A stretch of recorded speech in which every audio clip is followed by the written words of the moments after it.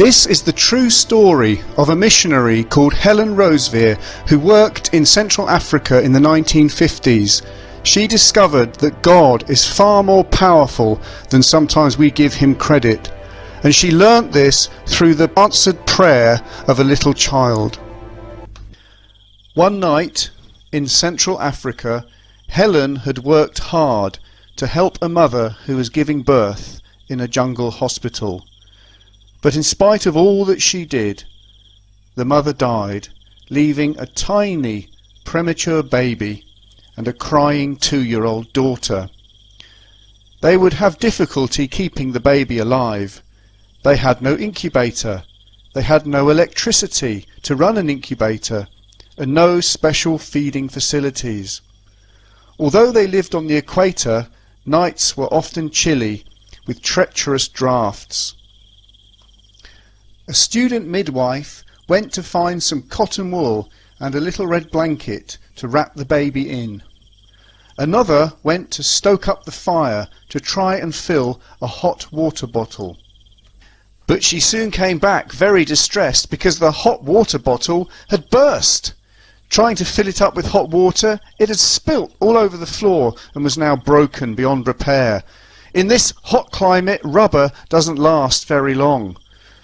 Helen made a decision. There's nothing for it. We'll just have to put the baby as close to the fireplace as we safely can. And you, one of my helpers, must sleep between the baby and the door to keep it free from the drafts and the wind. Your job is to keep the baby warm. The following day, Helen went to have prayers with many of the orphanage children who chose to gather with her. She gave the youngsters various suggestions of things to pray about and told them about the tiny baby. She explained the problem about keeping the baby warm enough, mentioning the hot water bottle. The baby could so easily die if it got chilled. She also told them about the 2-year-old sister crying because her mother had died. During the prayer time, one girl called Ruth prayed a very bold prayer. Please, God, send us a water bottle. It'll be no good tomorrow.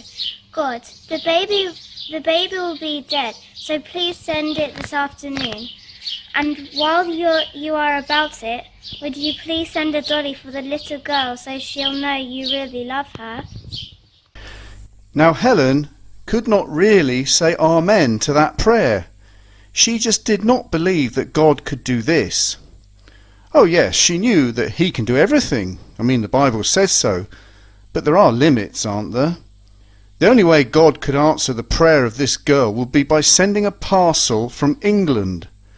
And Helen had been in Africa for 4 years already and had never, ever received a parcel from England. Anyway, if anyone did send a parcel, who would put in a hot water bottle? I mean, she lived in one of the hottest parts of Africa on the equator. Later, that same afternoon, after the prayer meeting, Helen was teaching in the nurses' training school. A message was sent to her that there was a car outside the front door of her house back at the compound. By the time she reached her house, the car had gone, but there, on the ground, was a large box. She felt tears welling up in her eyes. She could not open the box alone, so she sent for the orphanage children. Together they sat around the box. Excitement was mounting, and Helen lifted off the lid to see what was inside. Let's see what's inside. Take the baby.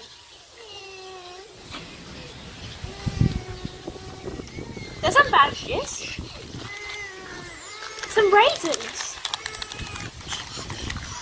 Some more bandages. Some clothes. And a necklace. More clothes. A hot water bottle. God sent a hot water bottle, so if there's a hot water bottle, there must be a dolly too. Can I give this to the girl who's crying? Yes. Come on. Here you go. Helen cried after that incident because she, at that time, had not truly believed that God could answer the prayer of the little girl. The parcel had in fact been on the way for 5 whole months on a cargo ship, packed up by her former Sunday school class, whose leader had heard and obeyed God's prompting to send a hot water bottle even to Africa. One of the girls in the Sunday school class had put in a dolly also for a child, and this all happened 5 months earlier, and yet was in answer to the believing prayer of a little girl who asked God to send a hot water bottle and a dolly that very same afternoon. God says in Isaiah 65 verse 24, "Before they call, I will answer. While they are still speaking, I will hear." What an encouragement that God hears prayer. And although we may not understand all the bad things that happen to us in this life, He knows all about it and He loves us.